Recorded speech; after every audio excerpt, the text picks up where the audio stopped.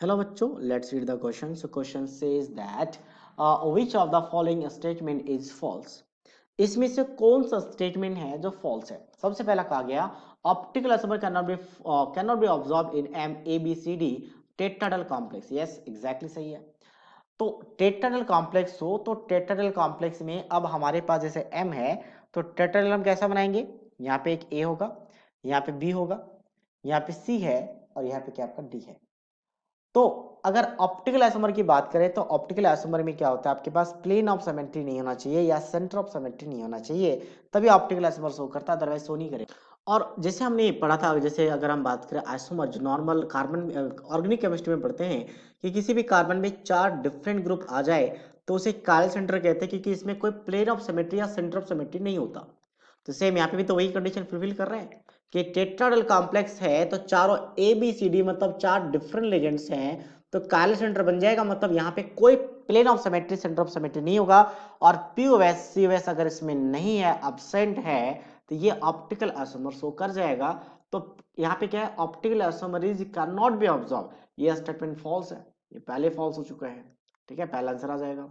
Next क्या है, geometrical isomerism does not exist while the optical isomer exist in this complex.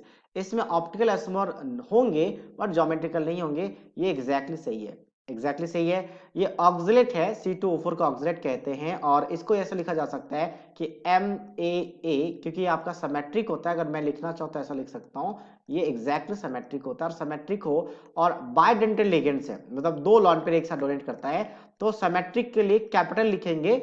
और अगर sorry, बाइडेंटेंट के लिए कैपिटल लिखेंगे AA, क्योंकि बाइडेंटेंट है. और अगर आपका सिमेट्रिक हो तो दोनों सेम, और अनसिमेट्रिक हो तो दोनों डिफरेंट. ये 3 टाइम्स है.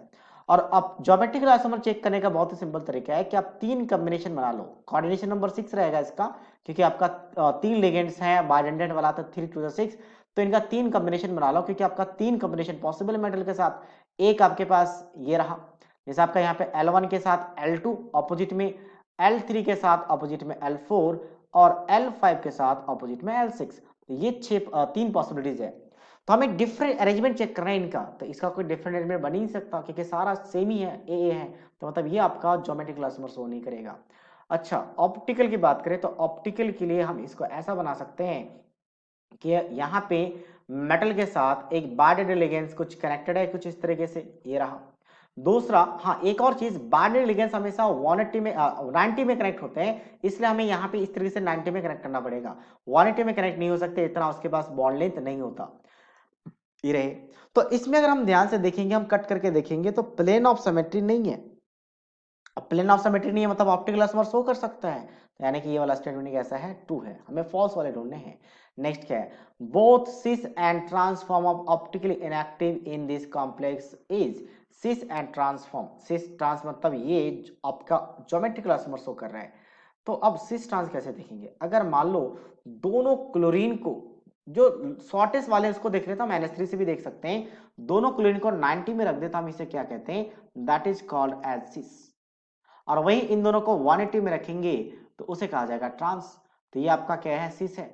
तो सिस वाले में देखा जाए तो क्या है, इसमें प्लेन ऑफ सिमेट्री है, और प्लेन ऑफ सिमेट्री है तो ऑप्टिकल आइसोमर शो नहीं करेगा, और ऑप्टिकल आइसोमर शो नहीं करेगा तो ऑप्टिकल इनएक्टिव होगा. तो एग्जैक्टली सही लिखा है यहाँ पे. ठीक है. अच्छा, इसका ट्रांस वाला फॉर्म भी देख लेते हैं. ट्रांस वाले में क्या होगा, दोनों जो सेम वाले ग्रुप हैं, यानी जो लेस नंबर पे उसको चेक कर ले. तो यहाँ पे हमने क्लोरीन को किस में रखा, 180 में रखा, तो क्लोरीन के रिस्पेक्ट में यहाँ पे ये बन जाएगा ट्रांस, बन जाएगा ट्रांस है. तो अब ये ट्रांस है, तो इसमें अगर देखा जाए तो फिर से प्लेन ऑफ सिमेट्री है, तो फिर से ऑप्टिकली इनएक्टिव. तो ये वाला स्टेटमेंट कैसा आपका ट्रू है. नेक्स्ट हम बात करते हैं इसका.